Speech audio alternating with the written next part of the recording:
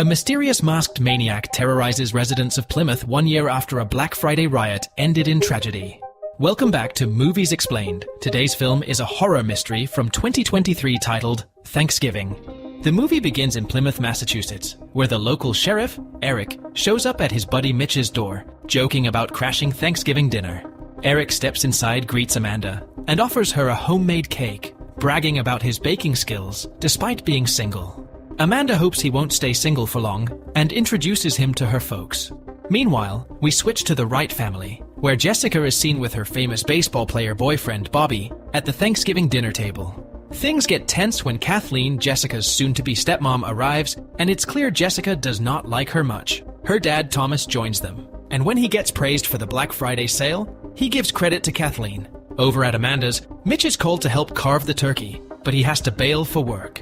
The family isn't happy, but Mitch explains he's got no choice. Thomas is threatening to fire him. Cut to Wright Mart, where there's a huge crowd gathering for the sale. Lizzie and Lonnie are stirring up trouble among them. With only 2 guards hired by Thomas, things are getting risky. Mitch notices the commotion and hurries to help his colleagues. Back at Thomas's place, Jessica is feeling down about Kathleen joining the family. Bobby tries to cheer her up with a joke about quick engagements leading to quick divorces, but Jessica is still grieving her mom's absence and feels like no one can replace her. They spot their buddies pulling up outside and dash out to join them. Jessica and Bobby step out to greet their pals, Yulia, Scuba, Gabby, and Evan. Evan's all hyped about his football game and desperate for social media fame. He brags about punching a dude from their rival team, but Gabby refuses to film it. The rest of the gang cheer him on, and they head out to catch a movie. While cruising, they hit a traffic jam, and Evan suggests they stop at Wright Mart, which is owned by Jessica's family. Jessica reluctantly agrees, and they roll into the parking lot. Bobby opts out, but Jessica persuades him to not leave her alone. However, Bobby's swarmed by fans, showing he's a big deal on campus. When Jessica is left alone, another guy named Ryan swoops in, inviting her to hang with his crew. She declines, choosing to stay with Bobby, who arrives just in time to whisk her away, clearly not a fan of Ryan. After Jessica leaves, Ryan's friend Scott taunts him. Lonnie catches sight of Jessica and her group sneaking in through the employee entrance, causing him to flip out. Evan fires back, revealing Lonnie as the person he had decked at the game earlier. They exchange some heated words and proceed inside, ignoring Lonnie. Shortly after, Amanda and Eric arrive with food for Mitch. Jessica and her group taunt Lonnie from inside, increasing tension as the crowd outside notices them. Despite Eric and Mitch's attempts to calm everyone, Lonnie grabs the microphone and announces the store's opening, causing a stampede that tramples Eric. Jessica panics upon seeing the mob at the store's door, while Amanda urges Doug to open up.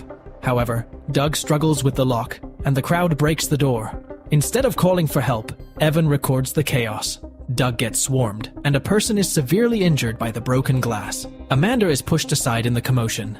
Gabby pleads with Evan to stop filming, but he ignores her. Bobby sees Doug in trouble and rushes to help, but he ends up with a broken hand when someone steps on it. Then, a shopping cart strikes Amanda on the head, killing her instantly. Mitch spots her lifeless body and calls for help. Seeing Amanda dead, Eric loses it and fires his gun to try and restore order. A year later, Evan's video has gone viral on the internet, attracting widespread attention. A news reporter announces that despite the previous events, Wright Mart is proceeding with its Black Friday sales once again. Many people, including Mitch, the Mart manager who lost his wife on that tragic day, are protesting against it. Mitch blames Thomas and his clan for his wife's death, but no one listens. It was soon disclosed that the Wright family was swiftly cleared of any wrongdoing by the police, as the incident was ultimately classified as an accident. Thomas appears content with his life, regardless of the negative atmosphere around him. The local news has praised him for his community work since last year. Meanwhile, Sheriff Eric hangs out at Lizzie's bar, waiting for the arrival of LaBelle, the new deputy. When LaBelle arrives, they discuss a parade, and Lizzie hands him a mask resembling John Carver. Before Lizzie can provide more details, LaBelle claims to know about John, the first governor of Plymouth. At the same time, Jessica and Gabby express frustration over an Instagram user who keeps uploading videos of the stampede and tagging them, even though they try to report and block the posts. Jessica then suggests that they film an ad with her dad at the old house of John Carver. As they arrive at their destination, they discover that someone has vandalized the house. Moreover, an axe that was intended for use as a prop has gone missing. Since the site is a historical monument, the sheriff is taking the matter seriously and has vowed to find and arrest whoever was responsible. Later, Jessica and her friends are spotted at Lizzie's restaurant.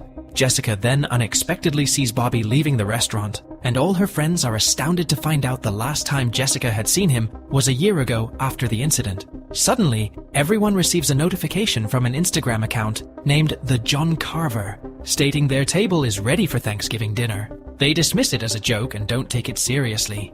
Then, Ryan arrives, and it's revealed that Jessica and Ryan have been dating, despite Evan's suspicions about Ryan's character. While they're having a good time, Jessica spots a mysterious figure in a mask watching them. When she looks again, the figure has vanished without a trace. Later, the mysterious man is seen sharpening John Carver's axe and designates Lizzie as his target from the stampede footage. Lizzie is seen at her restaurant, preparing to leave when she notices a mask lying on the front table. She returns it to its place when the masked individual attacks her. He confines her inside the freezer, but Lizzie manages to break free and conceals herself in the control room. She tries to call for help, but is unable to dial because of the blood on her hands. She examines the camera footage and decides to leave the premises, hoping he's gone. Trying to reach her car, she is shocked to find the attacker waiting in the car and driving right at her. As she attempts to take cover in the garbage container, the masked killer bisects her in two halves with the car. The following morning, a crowd forms upon finding half of Lizzie's body placed at the Wright Mart's logo. As the investigation unfolds, the sheriff grows suspicious that the murder is linked to an incident at Wright Mart from the previous year. Upon reviewing the CCTV footage, they are startled to discover that the killer is wearing a John Carver mask. At school, Evan is thrown into panic upon seeing that the mysterious John Carver account has uploaded a photo of Lizzie's mutilated body and tagged him and his friends. Jessica notices that their names are all listed on the dinner table in the photo. She calls her dad to inform him about the murder and the unsettling Instagram posts. However, Thomas Wright remains undaunted, insisting that the Black Friday sales will go ahead as scheduled, promising instead to enhance security. Later, Jessica is seen at the police station for interrogation. Sheriff Eric urges Jessica to share any leads she might have, but at that moment, Jessica remains silent. Outside, she bumps into Bobby, who's back in town to lend a hand to his uncle and offers to keep her company. As they walk, Bobby confesses his regret over losing touch with everyone. Bobby shares that he ghosted Jessica for an entire year because he blamed her for his broken arm, which happened during a visit to the store that she suggested.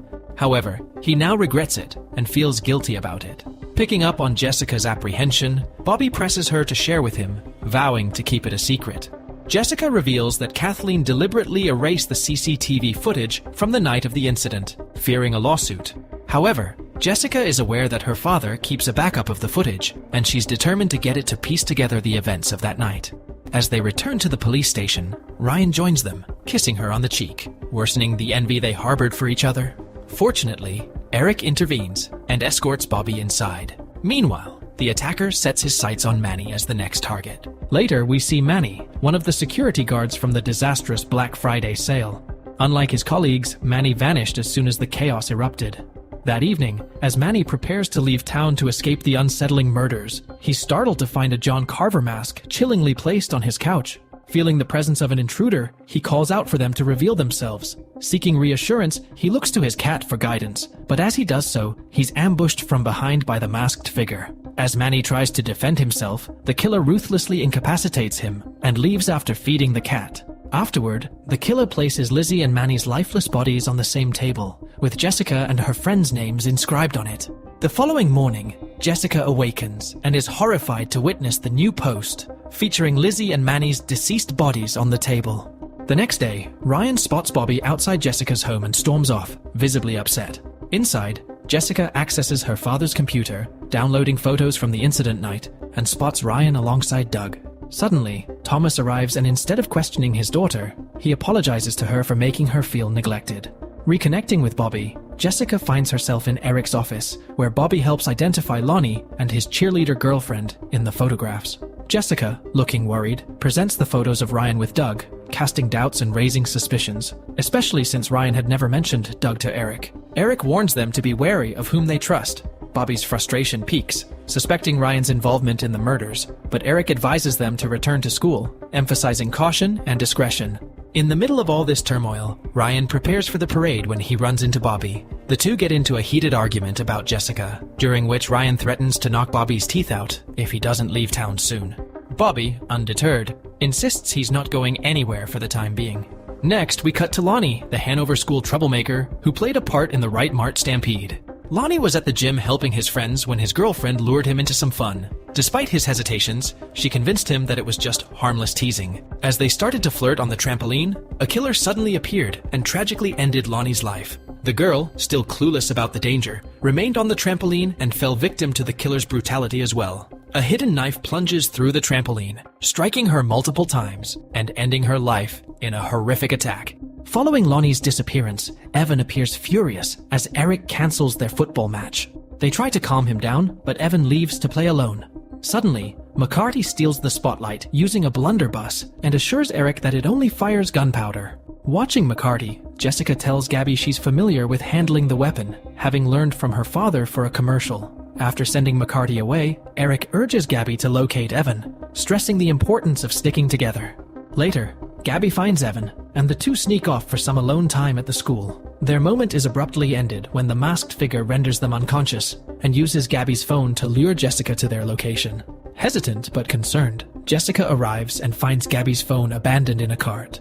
Just as the killer prepares to strike, Jessica spots his reflection on the phone screen and narrowly avoids the attack. Jessica quickly escapes and finds refuge in the makeup room, hiding among numerous mannequin heads. The killer prowls the room searching for her. As Jessica reaches for a pair of scissors, she accidentally tips over a spray bottle, alerting the killer to her location. Just as he's about to strike, Jessica sprays him in the eyes and runs outside to get rescued by the police. Eric questions her about the killer's appearance, insisting that such small tips often lead to a killer's capture. Overwhelmed, Jessica begins to panic, and Eric steps away, allowing her some space to recover from the ordeal. Shortly after, Bobby appears, offering his support, but the situation intensifies as Ryan also shows up. Bobby confronts Ryan about his ties to Doug, and the tension nearly boils over into a fight until Eric steps in.